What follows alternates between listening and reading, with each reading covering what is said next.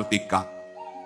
प्रभु की बुद्धि समष्टि बुद्धि का स्वरूप है और किसी भी महात्मा की बुद्धि समष्टि बुद्धि का एक अंश है।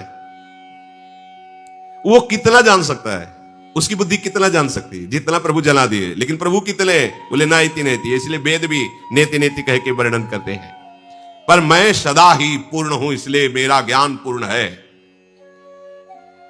ऐसा नहीं कि मैं पहले अनजान था अब मुझे ज्ञान हुआ है। अनजान को जो ज्ञान होता है जितना दिया गया उतना ही है, लेकिन प्रभु ज्ञान समुद्र है। इसलिए ध्यान पूर्वक तू सुन। प्रभु का जो सगुण स्वरूप है, निर्गुण स्वरूप जानना सरल है, सगुण स्वरूप जानना कठिन है।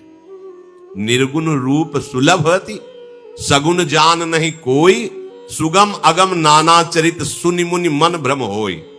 वैसे प्रायः कहा जाता है कि निर्गुण निराकार की अनुभूति करना बड़ा कठिन है, लेकिन यहां कह रहे हैं कि सगुण साकार की कठिन है, निर्गुण निराकार की नहीं।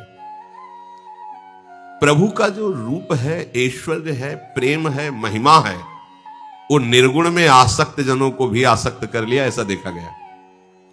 जनक जी महाराज निर्गुण निराकार ज्ञान के सिद्ध महापुरुष हैं, राजा होते हुए भी। बड़ा आश्चर्य है, राजा होते हुए भी, भोग ऐश्वर्य संपन्न महलों में रहते हुए भी, जिनके शरीर में लंगोटी भी नहीं है, ऐसे विरक्त जो जन्म सिद्ध वैरागी हैं, ऐसे महापुरुष श्री सुखदेव जी के गुरु हैं। कौन? महाराज जनक जी।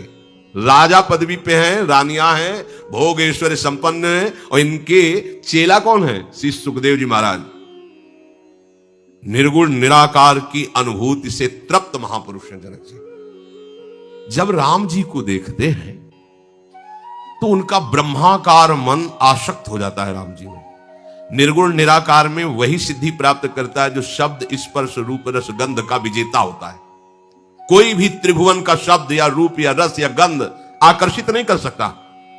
इसलिए ज्ञान के पंथ कृपाण की धारा है, जो निर्विघ्न पंथ निर्वाही सो कैवल्य परम पद लाई। और यह तो सिद्ध ज्ञान की मूर्तिमान स्वरूप है विदेहराज जनक। जब राम जी को देखा तो ऐसे लुभायमान हुए कि बार बार अपने ज्ञान की वृत्ति को संभाल रहे हैं, नहीं संभल पा रहे।